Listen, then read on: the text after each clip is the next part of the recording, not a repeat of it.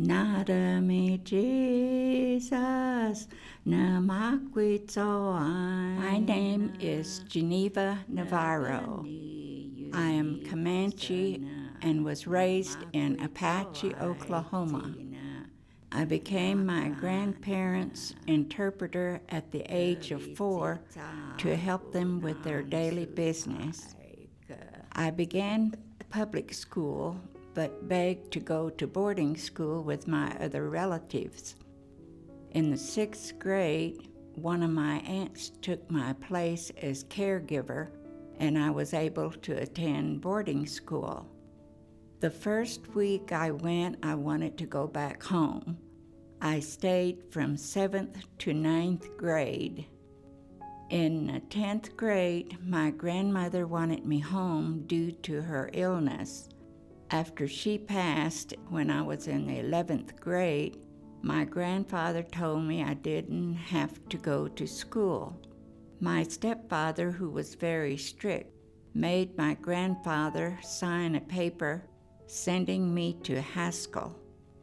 I graduated there and decided I wanted to be a nurse after working at the student hospital. In 1945, I took a 1-year LPN course. In 1947, I was placed in Keams Canyon, Arizona. I did not want to go, but my stepfather insisted I go. As I passed through Albuquerque and Gallup, New Mexico, there were signs that said, "No Indians allowed." During this time in Oklahoma, the signs read, "No blacks allowed," so it made me feel like I was not going to be treated well. When I reached Holbrook, Arizona, it was a long bus ride on dirt roads that took about 8 hours. After starting work there, I began enjoying the area and servicing the patients who were Navajo and Hopi. My mother came to visit and wanted me to return home, but I insisted on staying. After 2 years, the local priest had taken a trip through Oklahoma City and found a 3-year nursing school for me to become an RN nurse. I was accepted, and it was very easy to learn since I already had a lot of experience. I graduated and began working at Fort Defiance, Arizona. This began a lifetime career of nursing. I married my second husband in 1967 and moved to California. My husband was an electrician, and we moved back and forth between California and Oklahoma. We had 3 daughters and 1 son. In the late 70s, my husband had passed, so I moved back to Keams Canyon and eventually landed up working at the new Santa Fe Indian Hospital. My grandchildren were born in New Mexico while I was in Santa Fe. I lived there for 30 years. I received a call from Oklahoma about starting a class at the college. I decided to go back and teach the Comanche language at the new Comanche Nation College.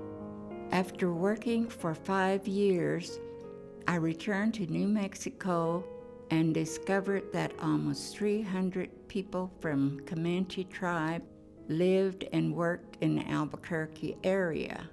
We found 30 to 40 Comanche families who were interested in learning the language.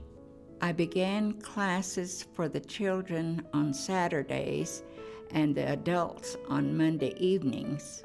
I also taught my 4 grandchildren the language. My son, who lives in Montana, and his wife are both learning the language when they come to visit. I will be 90 years old soon, and I have come from those early years of interpreting for my grandparents to get by in their daily lives to now being the caretaker of our language so that others will continue our culture and traditions. I have had a career and I still have value to contribute as an elder. I have clarity, wisdom, and teachings to share with others. We need to find ways to engage and involve elders who are in retirement. We have so much to offer in our golden years. Funding for National Indian Council on Aging and programs like Senior Community Service Employment Program are vital to continuing the contributions of our elder citizens and their lifetime experiences and knowledge.